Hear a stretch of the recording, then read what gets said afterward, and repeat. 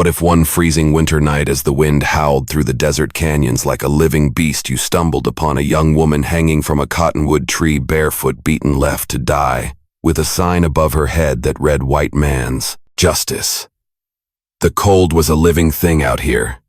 It had teeth and it gnawed right down to the bone. For 3 days a relentless wind had swept down from the Sangre de Cristo Mountains, scouring the high desert of New Mexico, and leaving behind a silence so profound it felt like the world was holding its breath. The sun was a pale, useless coin in a sky the color of slate. Everything was frozen: the ground, the skeletal branches of the mesquite, the very marrow in my bones. My name is Elias Thorne, and for 5 years this unforgiving land had been my only companion. I was trailing a stray heifer, a foolish young thing that had wandered off from the herd during the last squall. Her tracks were faint, half erased by the wind, little crescent moons in the iron-hard dirt. My horse, a stoic gray gelding named Boulder, snorted plumes of steam that crystallized in the air. The creak of my leather saddle and the rhythmic crunch of his hooves were the only sounds in the universe. Loneliness wasn't something I felt anymore. It was the air I breathed, the landscape I inhabited. It was a quiet, predictable ache I had come to accept, a penance of sorts. Then I heard it. It wasn't a sound of the natural world. It wasn't the cry of a hawk or the far-off howl of a coyote. It was thin and sharp, a thread of human misery woven into the fabric of the wind's moan. It was so faint I thought I'd imagined it, a ghost of a memory snagged on the sharp edges of the day. I reined Boulder to a halt, my body tensing in the saddle. The silence rushed back in, vast and empty. I waited, my heart a slow, heavy drum against my ribs. Had the solitude finally cracked me open? There it was again. A whimper. A broken, gasping sound, like a creature trying to draw a breath and failing. It was close. In an instant I was off my horse, the stiffness in my limbs forgotten. I tied Boulder's reins to the dead limb of a juniper, the frozen rope coarse against my gloves. With my rifle in hand, a habit ingrained by years of living on the edge of nowhere, I moved toward the sound. The ground was littered with volcanic rock, black and jagged, making each step a calculated risk. I pushed through a thicket of scrub oak, their brittle leaves rattling like old bones. I came upon a small clearing sheltered by a ring of ancient gnarled cottonwoods. Their branches were bare, clawing at the gray sky, and there, hanging from the thickest, most central branch, was a woman. The sight knocked the air from my lungs. She was suspended not by her neck, but by her wrists, her arms stretched taut above her head. Her body hung limp, a discarded doll in the brutal cold. Her bare feet dangled just inches above the frozen earth, toes blue and curled. She was Apache, I could tell by the high cheekbones and the straight jet-black hair that was matted with ice dirt and a dark frozen substance that could only be blood. Her deerskin dress was torn, offering little protection against the elements. Her chest gave a shallow, almost imperceptible rise and fall. She was alive, barely. My gaze was dragged upward to a crude plank of wood nailed to the tree above her head. The words were daubed in what looked like axle grease, stark and ugly against the pale wood. "White Man's Justice." The words were a physical blow, a warning, a declaration. Bile rose in my throat, hot and acidic. I took an involuntary step back, my rifle feeling heavy and useless in my hands. The air in the clearing felt different, charged with a venomous energy. I scanned the surrounding rocks, the ridgeline, my eyes searching for any sign of movement. Nothing, just the oppressive silence, and the wind whispering its cold secrets through the dead leaves. Who had done this? And why leave her alive to suffer a slow, agonizing death by freezing?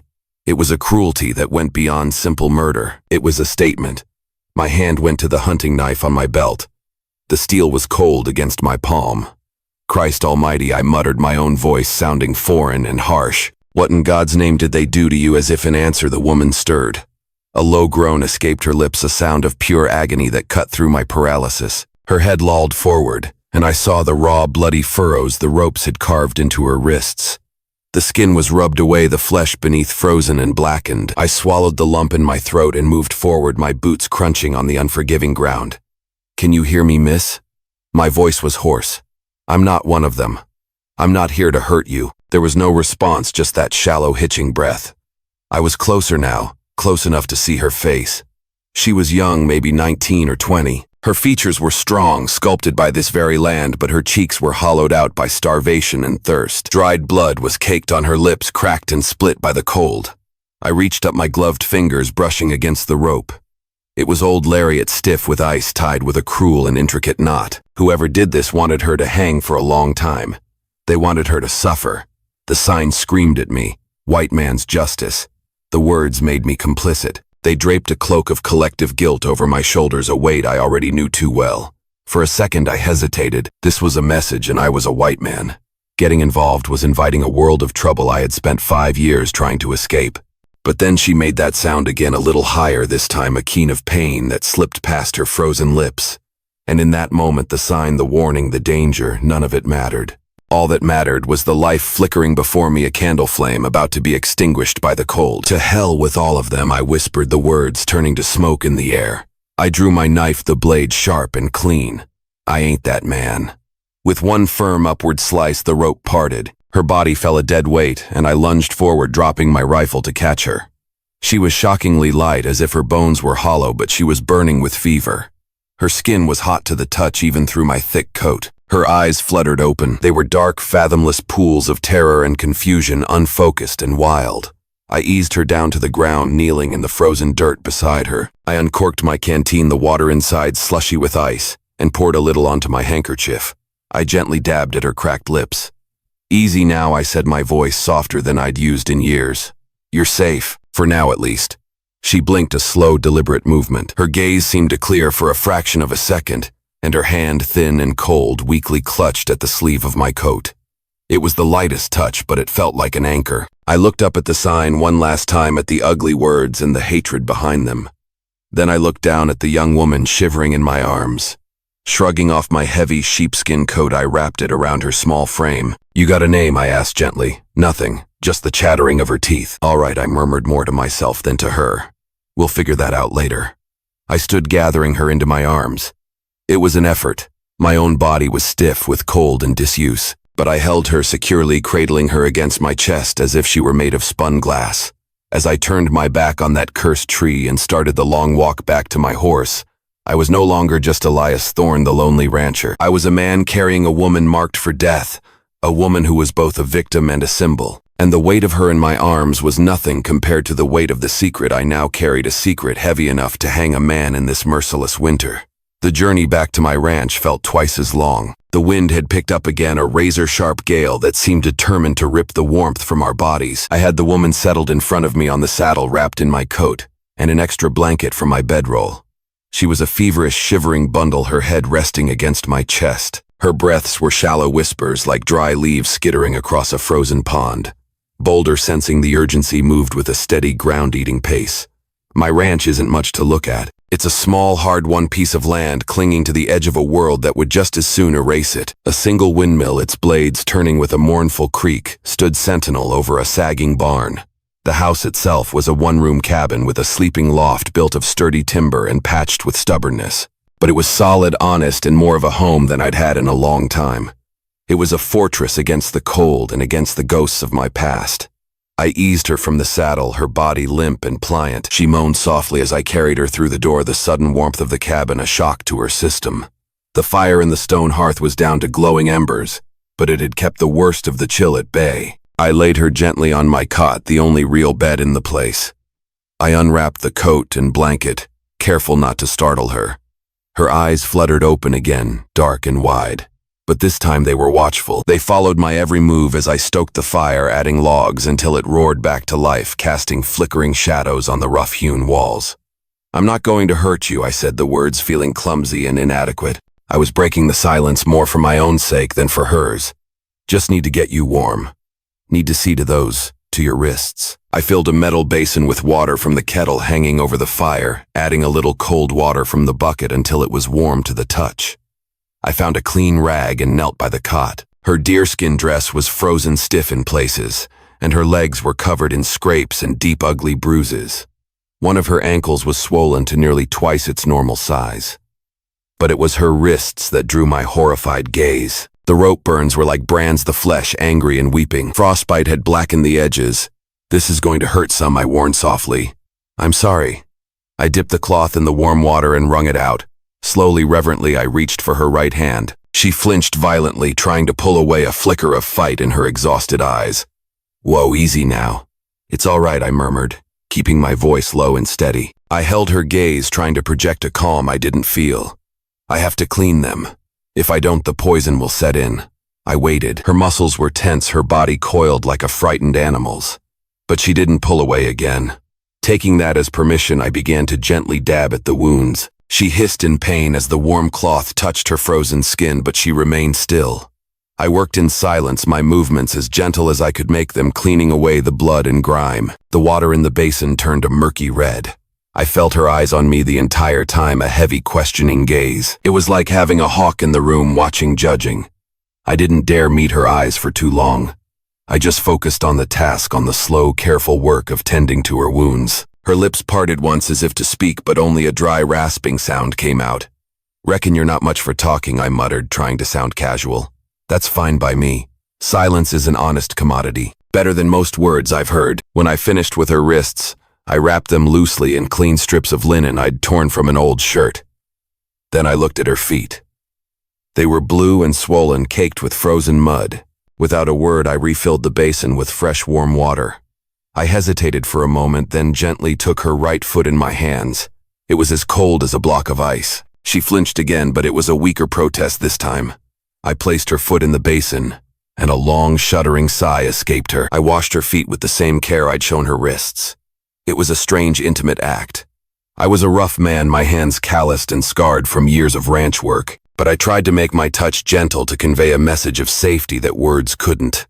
As I worked, a memory surfaced unbidden. "You remind me of a creek I used to know," I said quietly, the words coming out before I could stop them.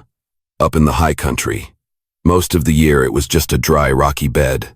Looked dead. But after the spring thaw, after the rains, it ran so fast and deep you'd never know it had been empty."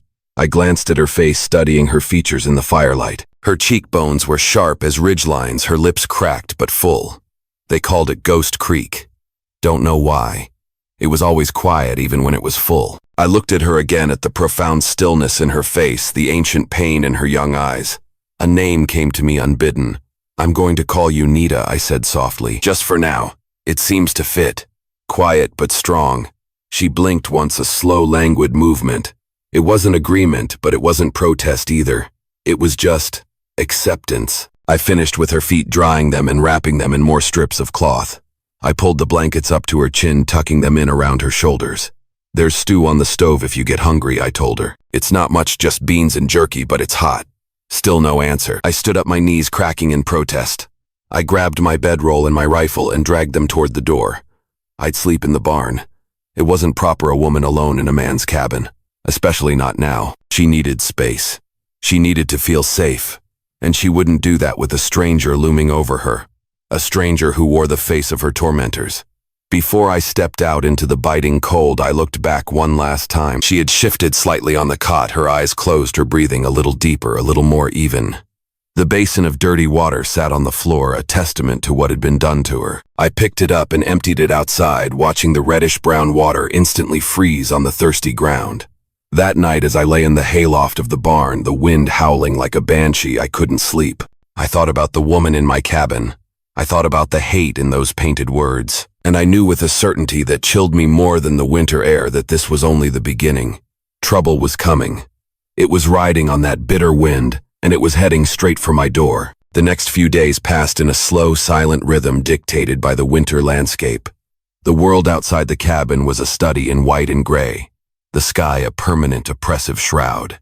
Inside, the silence was different. It was thick with unspoken questions, charged with the nervous energy of a wounded animal.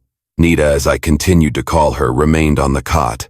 The fever still held her in its grip, but its ferocity had lessened. She ate what I brought her, thin broth, a little stew, her movements slow and deliberate. She never spoke a word, not one. But her eyes, they spoke volumes. They were always alert, tracking my movements as I went about my chores, a mixture of fear and fierce, guarded curiosity in their dark depths. I kept my distance, giving her the space she needed. I slept in the barn, the cold, a constant companion, my rifle never far from my side. I told myself it was for her comfort to give her peace. But the truth was more complicated. I was afraid, not of her, but of what she represented.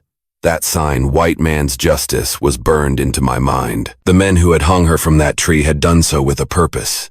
They had left her as a warning, and they wouldn't be happy to find their warning had been ignored. They might come looking for her. It was on the third morning that I saw the hoof prints. The snow was thin, just a dusting, but it was enough. The tracks were clear in the hard-packed dirt near the barn. A single horse shod, military issue by the look of the shoe. The prints were fresh, no more than a few hours old. Someone had ridden close, surveyed the ranch, and ridden off. I rose slowly from my crouch, my eyes scanning the bleak horizon. Nothing but sagebrush and the shimmering heat devils that danced even in the cold. A knot of ice formed in my stomach. Back inside, Nita was sitting up on the cot, the blanket pulled tight around her shoulders. She was staring out the small, grimy window, her posture as still as a stone carving. She didn't look at me when I entered, but I saw her body tense. "Did you see anyone this morning?" I asked, my voice low. She said nothing. Her gaze remained fixed on the empty landscape. "I think we might have company," I murmured, more to myself than to her. That evening, I didn't go to the barn. I kept the lantern burning low and sat in the chair by the hearth, my rifle across my knees. The wind had died down and the silence outside was absolute. The stars were out cold and brilliant in the black sky like chips of ice. I could hear Nita's soft movements from the cot, the rustle of the blanket as she shifted. Neither of us slept much. We were both waiting. The rider came around midday the next day. A plume of dust visible for miles in the clear, cold air announced his approach. He rode a strong-looking chestnut, and he wore the blue and gold of the U.S. Cavalry. A sergeant by the stripes on his sleeve. His rifle was holstered, but his hand rested near it. His face was chapped by the wind, his jaw rough with stubble. I stepped out onto the porch as he drew near, letting the screen door slam shut behind me. I kept my hands visible. My posture relaxed, one hand resting casually on my belt near my own pistol. The soldier reined in his horse a few yards away, the animal stamping and snorting in the cold. He squinted at me from under the brim of his hat. "You Elias Thorne?" he asked, his voice rough. "Depends who's asking." "Sergeant Croft, Fort Stanton," he said, his eyes sweeping over the cabin, the barn lingering for a moment on the thin curl of smoke rising from my chimney. "We're tracking a fugitive. An Apache girl." He pulled a folded piece of paper from his breast pocket and leaned down to hand it to me. "You seen anyone matching this description?" I took the paper. My hands felt steady, but my heart was hammering against my ribs. It was a crude sketch, but it was unmistakably her. The sharp eyes, the long hair, the strong jaw.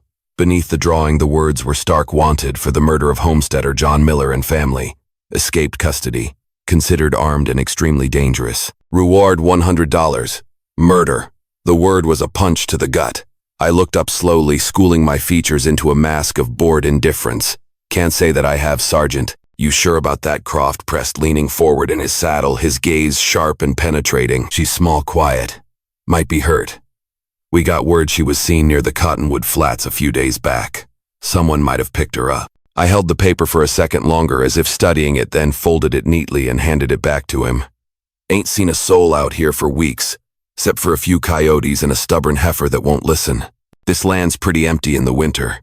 Sergeant Croft's eyes narrowed. He looked from my face to the cabin door, and I could feel him weighing my words, searching for a lie. "She's not just some runaway, Mr. Thorne. She's part of a violent band of renegades. Savages. The kind that leave messages nailed to trees." His words confirmed my fears. He knew about the sign. My jaw tightened. "If I see anything, I'll be sure to send word to the fort." The sergeant studied me for a long, uncomfortable moment. The silence stretched thin and brittle. Then he gave a curt nod. "See that you do." He wheeled his horse around and rode off, the dust from his departure hanging in the still cold air. I watched him until he was just a small speck on the horizon. I didn't move until he was completely gone. When I stepped back inside, the cabin felt unnaturally quiet. Nita was standing just inside the doorway, a shadow in the dim light. She had heard every word. She stared at me, her face unreadable, her body rigid. I took off my hat and ran a hand through my hair. "They came looking for you," I said, my voice flat. "Showed me a paper. Said you were wanted for murder." She didn't speak. Her eyes, wide and dark, never left my face. "I told them I hadn't seen you," I said simply. Her expression flickered. Confusion warred with suspicion. A tiny furrow appeared between her brows. "I don't know what you did or didn't do, Nita," I said, turning away from her intense gaze to look at the fire. "And maybe someday you'll tell me. But out here, a man has to make his own choices. I made mine." I busied myself at the stove, pretending to stir the stew I'd made earlier. The silence behind me was different now. It was filled with the weight of my lie, the weight of my choice. I heard a faint sound, the barest shift of weight, a small intake of breath, and in that moment something cracked. It wasn't just the silence. It was the wall of fear and mistrust she had built around herself. It had just gotten its first hairline fracture. The afternoon sun was already low in the sky, casting long skeletal shadows across the frozen yard. The encounter with Sergeant Croft had left a strange quiet in its wake, as if the desert itself was holding its breath. I sat on the porch steps, the cold seeping through my trousers, sharpening my knife with slow, rhythmic strokes. The scrape of steel on stone was a meditative sound, a way to keep my hands busy and my mind from spinning out of control. I was focused on the motion, on the precise angle of the blade, when a faint sound reached me, the crunch of a footstep on the hard frosted ground. It wasn't a coyote and it wasn't the horse. It was lighter, human. I looked up. Nita was standing in the open doorway of the cabin. It was the first time she had stepped over the threshold on her own since I'd brought her here. She was wrapped in one of my old wool blankets, which dwarfed her small frame. Her bare feet touched the frozen earth tentatively, as if she were testing to see if it would still hold her weight. I set the knife and whetstone aside, but I didn't move. I didn't want to startle her, to break whatever spell had drawn her outside. She looked smaller out here, more fragile against the vast, empty landscape. And yet there was a change in the way she held herself. She wasn't fleeing. She was exploring, reclaiming a piece of the world. She walked slowly, her steps still uneven from her swollen ankle, toward the side of the cabin where the wind had swept the ground clear of snow. There, in a patch of bare frozen dirt, she knelt. She moved with a strange, solemn grace, as if she were kneeling at an altar. The blanket pooled around her elbows as her fingers, thin and delicate, reached out. She picked up a small, sharp-edged piece of rock and began to draw in the dirt. Only then did I rise. I walked over slowly, my boots making almost no sound on the ground, giving her a wide berth. I stood a few feet behind her, watching as her hand moved with a purpose that was both fierce and sorrowful. In the frozen earth she etched an image. It was a bird. Its wings were stretched wide, caught in mid-flight. But encircling the bird, licking at its feathers, were tongues of fire. The lines were bold and sharp, filled with a terrible tension. The bird looked both alive and in agony, its wings angled upward as if it were trying to escape the flames, or perhaps to be consumed by them and reborn. I had seen symbols carved into rifle stocks and tattooed on men's arms, but this was different. This was older, deeper. It was a story, a prayer, a cry of pain. I squatted down beside her, careful not to disturb the drawing. My voice when I spoke was low and respectful. "What is that?" Nita didn't look up. Her face remained a still, emotionless mask, her eyes fixed on the image she had created. For a long moment the only sound was the sigh of the wind.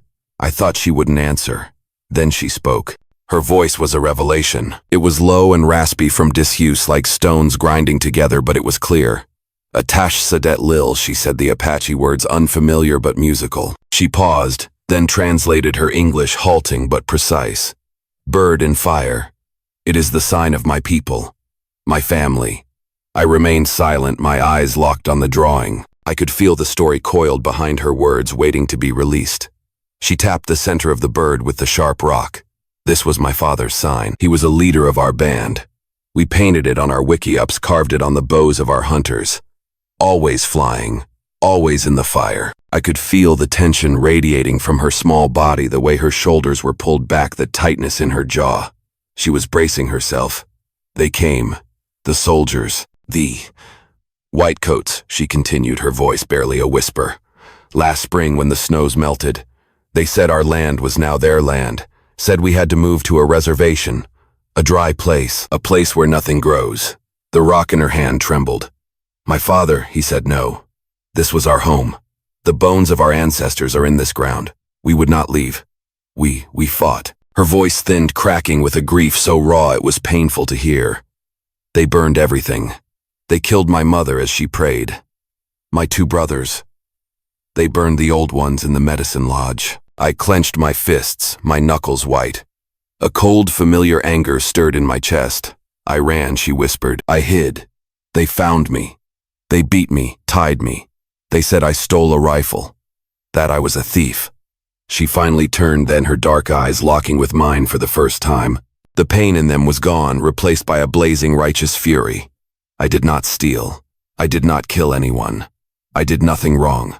Her voice rose echoing in the cold, still air, a cry of defiance against an unjust world. I held her gaze, and in that moment I saw not a fugitive, not a savage, but a young woman whose world had been set on fire.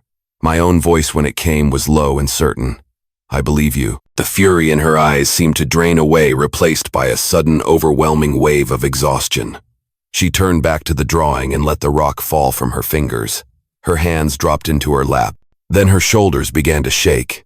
At first it was a silent tremor, but then the sobs came. They were not the soft tears of a woman, but the raw, ragged, gut-wrenching sobs of a soul that had held too much pain for too long. She curled forward, wrapping her arms around her knees, her black hair falling like a curtain to hide her face. The grief was too big for her body, and it poured out of her in waves.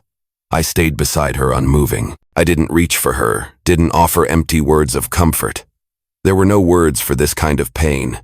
Instead, I did the only thing I could think of. I reached out and pressed my hand flat against the frozen ground next to her drawing of the flaming bird. My palm-down fingers spread my skin against the earth she had shaped with her sorrow. It wasn't a touch meant to comfort. It was a touch meant to witness. She felt it. I know she did. Eventually, her sobs subsided into shuddering breaths. She slowly lifted her head, her face streaked with dirt and tears. Our eyes met, and this time there were no walls, no shields. "You can call me Nita," she whispered, her voice thick but clear. I gave a small, solemn nod, my own voice like gravel and wind. "All right then.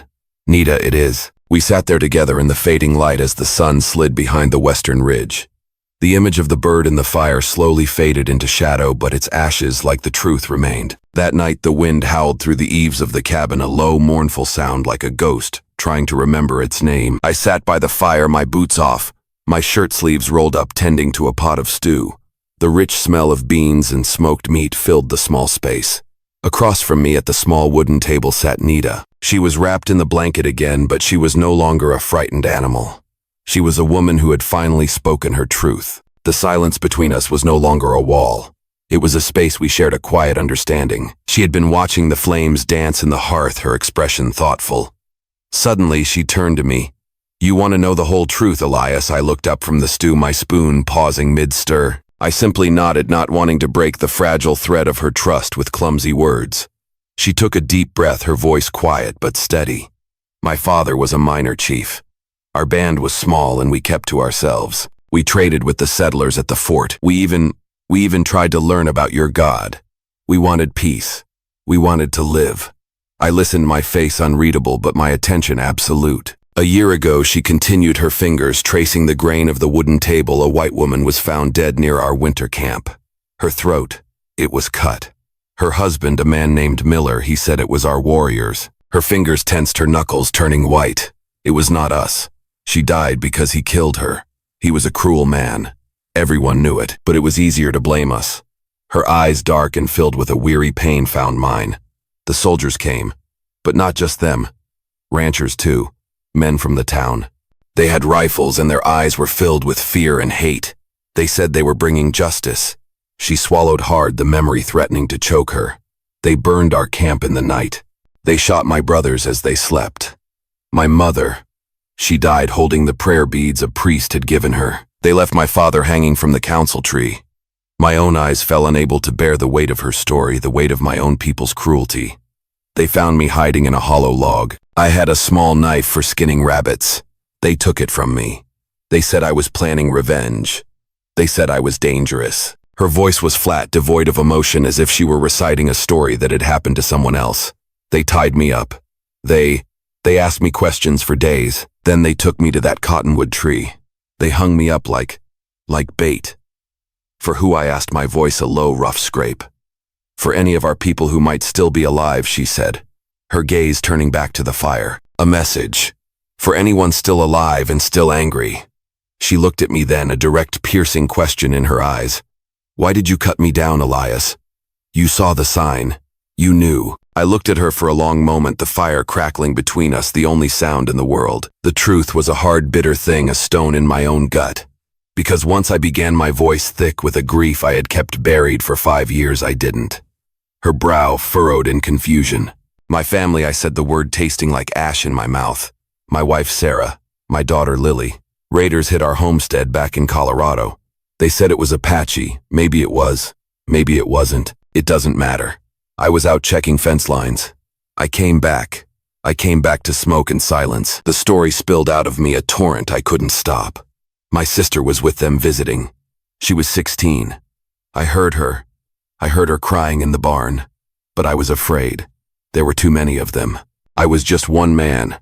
I didn't go in. I hid in the rocks and waited for them to leave. I told myself I was waiting for help. My voice broke. She died before they rode out. I listened to it happen. The silence that followed was different. It wasn't empty. It was heavy with the weight of 2 broken lives, 2 unbearable griefs. "You saved me, Nita," whispered her voice filled with a sudden dawning understanding because you couldn't save her. I couldn't speak. I could only nod the shame a fresh open wound.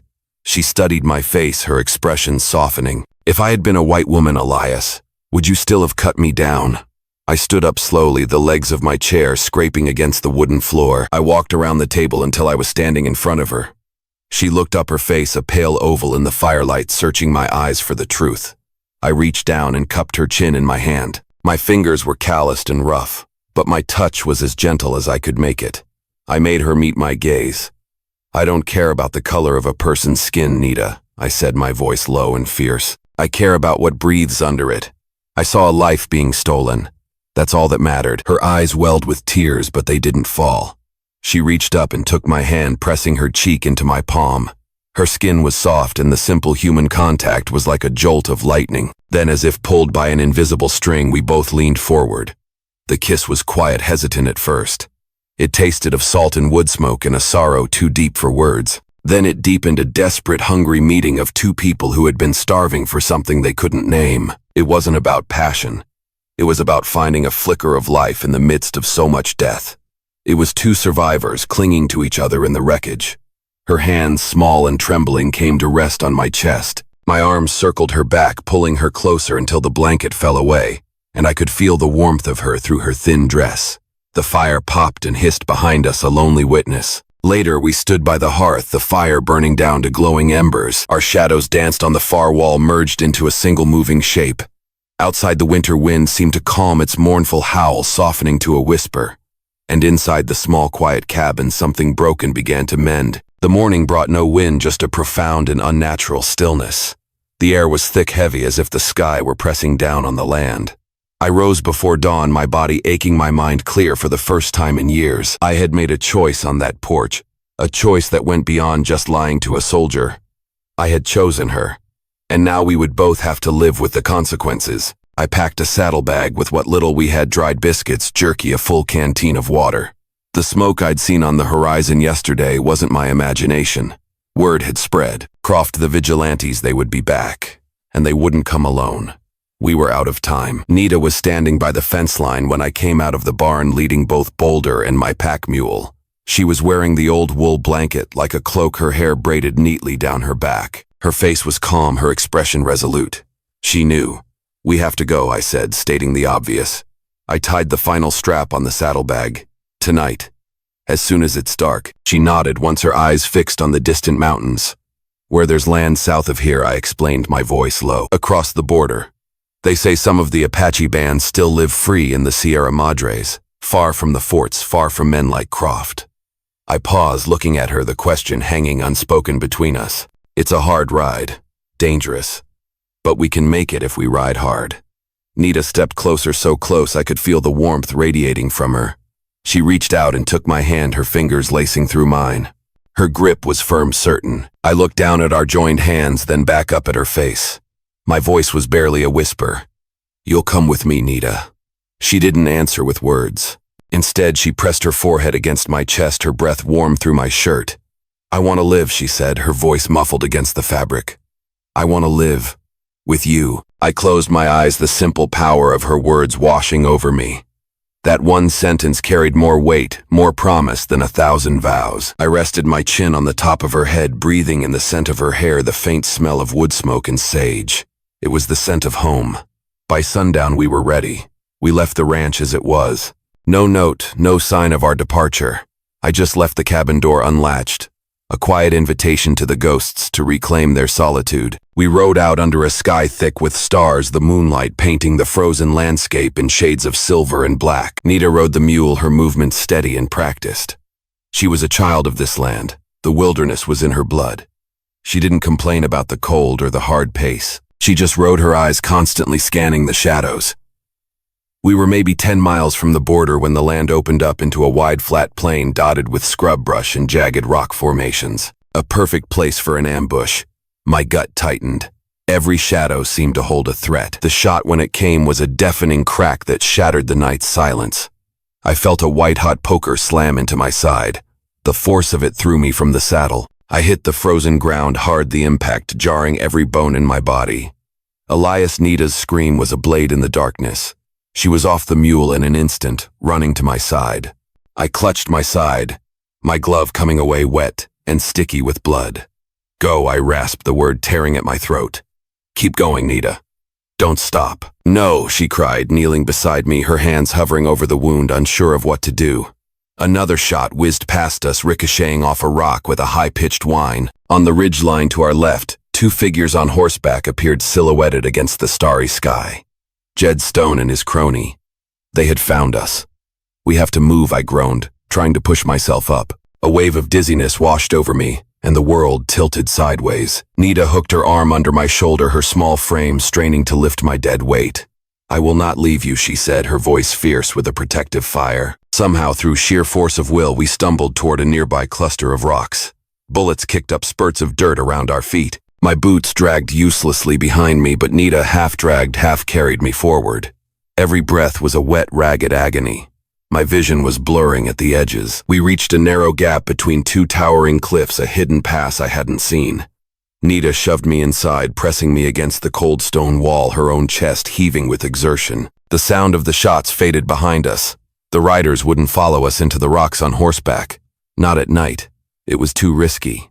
In the deep shadow of the pass, my legs finally gave out. I collapsed to my knees, my blood dripping onto the dusty ground, a dark stain in the moonlight. I looked up at her, my heart filled with a mixture of pain and profound wonder.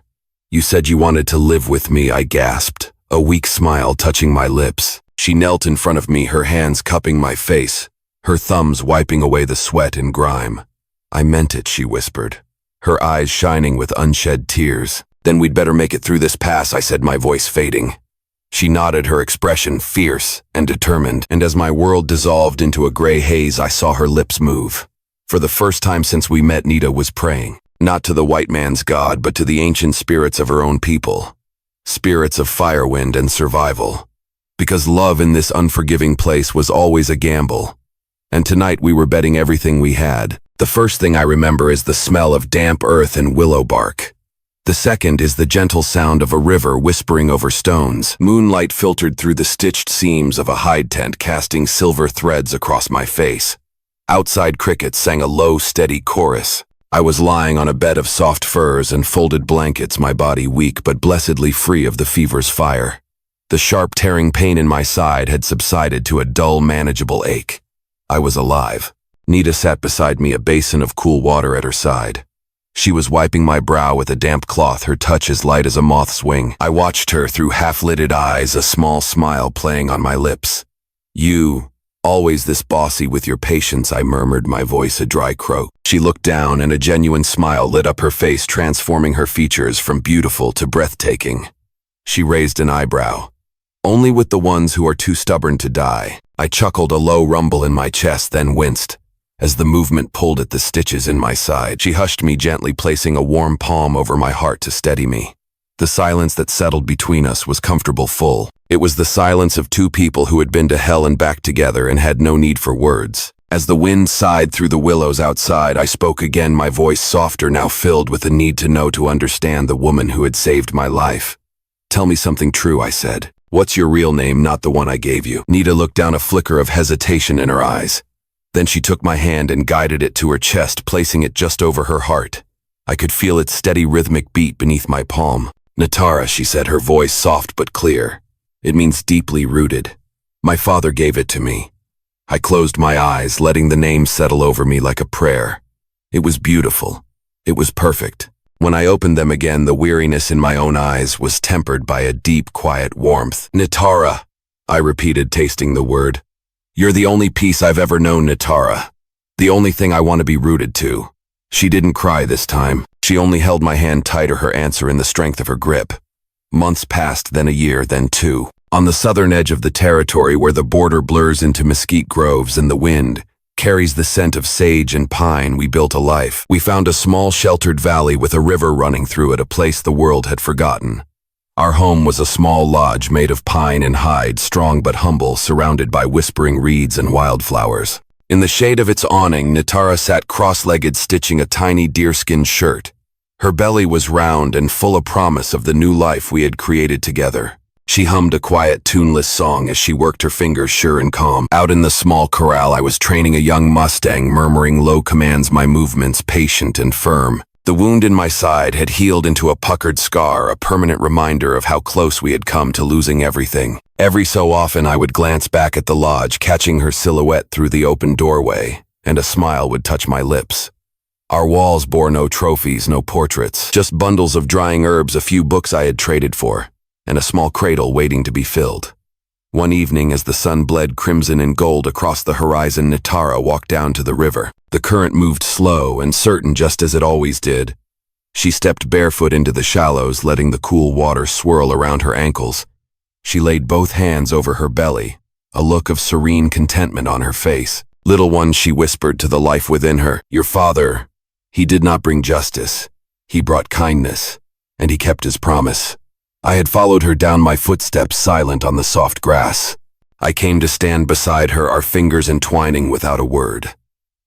Together we watched the river drift by under a sky where the first stars were beginning to blink into view.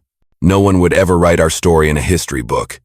We were just two hunted souls who had found a quiet patch of earth to call home. But here in this place where the winter finally ended, we had found something more precious than land or riches. In a world of scars and storms, we had found a place where love had taken root, and where a new life was about to begin. And the river, our river, kept flowing peaceful and deep, like her name, like our life, like coming home. In the quiet strength of this story lies a truth many of us come to understand. With age, life is not about escaping pain, but about choosing what we do with it. Elias carried the guilt of failing his family, and Nita bore the scars of injustice and loss.